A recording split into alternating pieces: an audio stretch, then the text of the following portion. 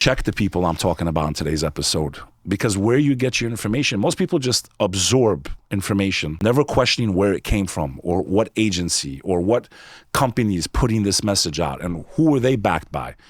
Like, you need to know the narration. You need to know the chain. Where am I getting this information from? You know, when we go to court, we can't just enter evidence into court. We have to mention, I got this from John Smith.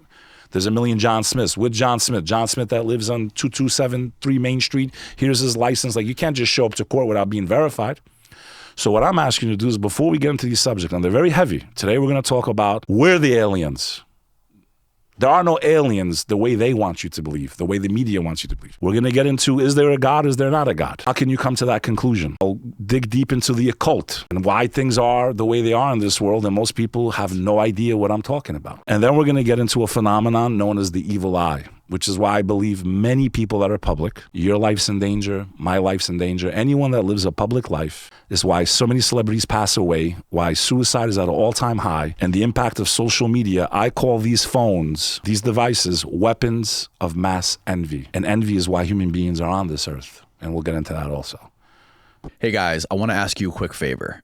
Over the last few months, almost 70% of the viewers of this podcast are not subscribed to the channel. The most important common denominator that allows me to keep creating these podcasts every single week is you hitting that subscribe button below the videos. I want to thank every single one of you who watches and supports these podcasts. I would not be able to do it without you.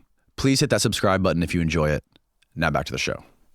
So there's a lot to cover. It's a very important episode, and I hope people take the good out of this and not look at it as a way to debate who's right or who's wrong.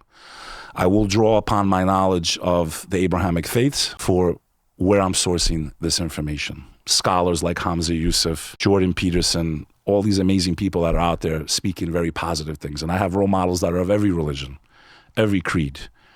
You know, I love the teachings of Mahatma Gandhi. He wasn't a Christian, he wasn't a Muslim, he was a Hindu. So, you know, these are people I've always looked up to and kind of where I've gotten a lot of my philosophy and my beliefs from. So to not give bias, to try to be as fair as possible. What sort of religion did your parents follow, and where were you kind of brought up? So my family's from what's called the Republic of Kosovo. We call it ethnic Albania. And we spoke a little bit about that in the last episode. So Albanians are a mixture of Muslim, Christian, Orthodox, Christian, Jewish. Then there's even something known as the Bektashi. There's a lot of little different smaller religions. So my father's side was like from a very small sect of the Shia Muslims, of which I did not believe in at all. Why? I didn't know much about religion, and it's nothing against the Shias. It was a really deviated version of that. And I felt more like a lot of those doctrines and that version of Islam that my family it came from wasn't really the mainstream. Not even for Shia. It was like a sect of a sect of a sect. Kind of like, I guess, like Jehovah's Witness, you know, compared to mainstream Christianity, Catholicism, which is the biggest, and then Greek Orthodoxy.